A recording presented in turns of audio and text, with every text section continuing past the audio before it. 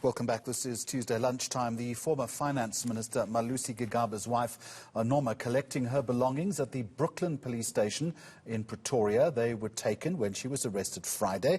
Gigaba faces charges of crime and injuria and malicious damage to property. She appeared briefly in the Pretoria courts yesterday and will return to court on the 14th of September. Let's pick the thread up on that story with reporter Silindelo Masikane. Slee, good afternoon to you. She can't have been too happy when she arrived at the police station today. Well, she maintained definitely a calm composure this morning, Jeremy, as she and her lawyer came to collect her devices following a letter of demand sent to the police. Her devices, which include a laptop, an iPad, as well as some cell phones, were seized just before her arrest, in fact, last week. And what her lawyer was elaborating on this morning was the fact that these devices were seized, in fact, without even a warrant of search and seizure and without her permission. So following her court appearance yesterday in Hatfield, they then proceeded this morning to come and collect those devices. Now, they would not be drawn on the issues around the Hawks' involvement, which her lawyers have said, in fact, that they will be challenging going forward or moving forward. The lawfulness of her arrest, as well as the constitutionality of the involvement of the Hawks in what looks like a domestic dispute. But what they also would not be drawn on was the fact that there have been allegations around an alleged plot or a threat on the former cabinet minister's life, seemingly involving Norma Gigaba, which is why she finds herself in court today. Let's just take a listen to what he had to say around that. We've seen the reports that such allegations are dating back to June 2020. However, the charges for which she was arrested are dating to July 2020.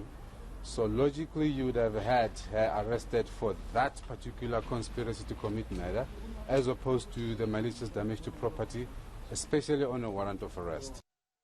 And the conventional wisdom here, Slee, is that there is possible overreach because of the Hawks' involvement in something which, as you correctly say, is simply, on the surface at least, a domestic dispute. When do we get answers as to why this happened from that perspective, if you understand what I'm saying? I understand, Jeremy. Yes, that is what we really do. Those are some of the questions that are still being raised, even after her first court appearance, Jeremy. The fact that it seems like there seems to have been an abuse of power, because not only did the Hawks know where she lived prior to her arrest, but they've been engaging with her seemingly since quite early in July around this issue of the damaged Mercedes G-Wagon. So as you've heard from the lawyer, they would not go into detail much further as to what steps they're going to be taking, except the fact that they certainly will be challenging this issue around the Hawks' involvement in a court of law and ventilated there. So I think in the next couple of weeks, certainly more will be revealed. I tried to draw the Hawks earlier on in terms of elaborating what they meant when they spoke to us over the weekend around a second part to the story, or us not knowing that there is actually more to this story.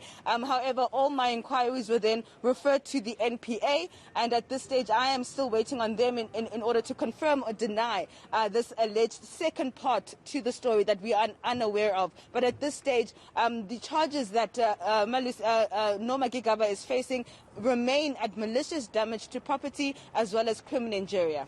And we're not hearing too much from the former minister either, are we?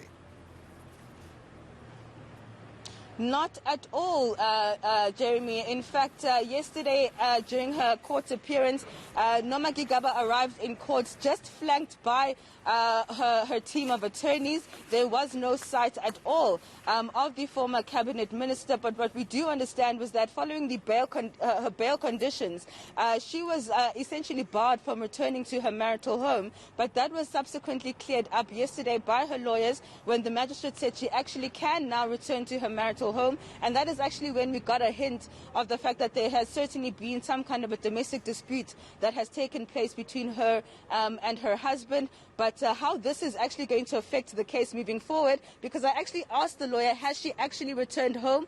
But they still would not be drawn on confirming or denying this. All right, Slee, thank you very much indeed. That is reporter Silindelo Masikane.